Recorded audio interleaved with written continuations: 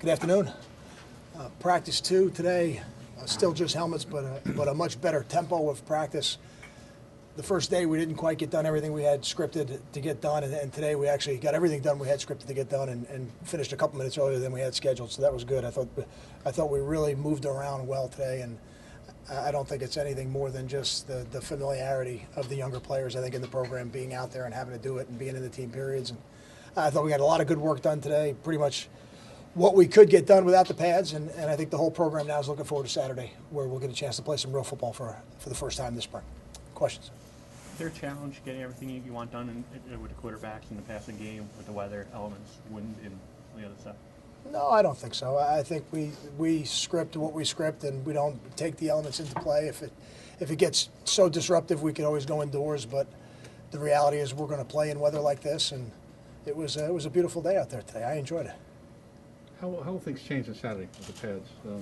It really won't change Saturday. We will practice similar format to what we've done. The only thing maybe would be the period at the end of practice might be a little bit more of a play-it type situation where we could move the ball a little bit. But other than that, we don't have third down in yet. We don't have any of the other situations in just yet. That'll come next week.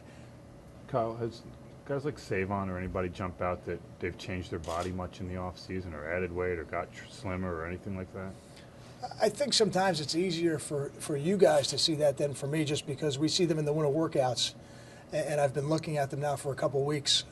I do think Savon's in excellent shape, but I didn't think at any point he wasn't. So I think he's maturing and coming into his body. I would say, again, somebody like Davon Jacobs has I think changed his body from when he got here. A guy like Chris Muller, I think, has been able to change his body and reduce some of the body fat that maybe he had when he got here to now where I think he's 22%. So I think that's a significant type of change.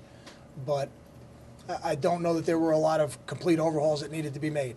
I think we just needed to get a little bit bigger, a little bit stronger, a little faster, and now, this time of year, try to get a little bit better playing football. Is Max and Miles okay? Yeah, they're going to be fine. I don't think either of those things that maybe took them out for a couple plays will keep them out on Saturday. Can you concern over the punting situation? Well, we certainly need to improve. There's no secret to that. And we have not been consistent through the first 2 days, and we've been probably below what my expectation would have been. But we do have somebody coming on the back end, and if things don't get better with the personnel we have here, then we're going to have to make a decision to probably move in a different direction. Kyle, what you lost at receiver in graduation and Brandon being out, is this a especially big spring for guys like Peel, Carew, Agadosi, and what do you like about those guys so far? I wouldn't just limit it to them. I think every young player on the team right now is trying to show us what their role can be and how much can they handle, how big of an impact can they have on the team. Certainly in the positions where there's more openings or more immediate need due to graduation, like the secondary and receiver, I think maybe that shows up a little bit more, but I don't ever discount the ones that might be fighting for their roles as backups or to maybe overtake a starting position. I think those are just as valuable. Kyle, for the offensive line as a group with almost everybody coming back, is this spring more about them kind of refining and maybe limiting the penalties or having the younger guys step up? I think it's about everybody in that group getting better. I don't think we're where we want to be with that group just yet. I think we've moved in the right direction each of the last 2 years. Would I have liked to move further in the right direction each of the last 2 years? I would. And I'm hopeful that through the spring, with the influx of the youth at that position and some of the talent we have there, another year of being able to play in the system, our expectations are high in terms of the performance level of that group. So I don't think it's about refining. I don't think any of the guys at that position are at that stage of their career just yet. I think right now they should all be working to improve as much as they can. How's Lorenzo doing going from the new guy, the secondary last year, to now the veteran? Lorenzo is playing good football for us, and I think his impact will be felt even greater now when the pads go on and the tackling begins. And he's a good coverage player, but he's an excellent run defender. If you just think back to the Army game and the amount of tackles that he was able to make in that game, he's an exceptional tackler in space.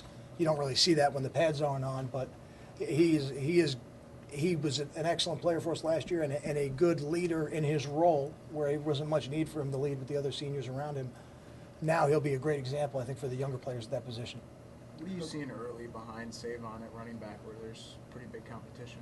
I'm going to withhold an answer to that one until we see the actual runs. It's tough right now with the blocks, and does a guy come off a block? Would he be able to make the tackle? Those are really things that you can't see until the tackling begins. For, Time for two more. as a backup, are you looking for someone to complement Savon, or just to be the same type of guy? Are you looking for a change of pace? What are you looking for in your backup running back? We're looking for the next best running back.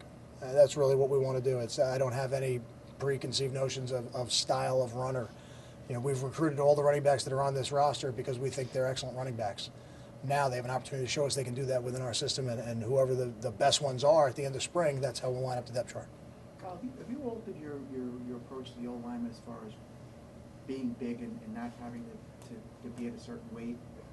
It looks like the linemen are a little bit more beefy than they have been in this program. I don't think we've altered our approach. We've always based our approach really off the percentages without getting into all the specifics. Certainly, I've already said that Chris at 22 is excellent, but that's how we do it all. We don't think at Rutgers there's any advantage to having excess weight on your body. So we're always working to get whatever that would be on their bodies to get it off of them. And at the same time, make them stronger players. I think that's the other side of the equation. I don't think you can just focus on one part. You got to try to develop the whole player, and that process sometimes could take 2 years. Whereas if you just focused on the body composition part or the weight loss part, you could do it quicker, but then I don't know that the player would be strong enough. So we haven't really altered our approach. I think maybe we've recruited some guys that are a little bit bigger, and that might be what you see. But we're never going to sacrifice athleticism for size. We're not going to do it. Thanks, Kyle. Thank you. Thank you.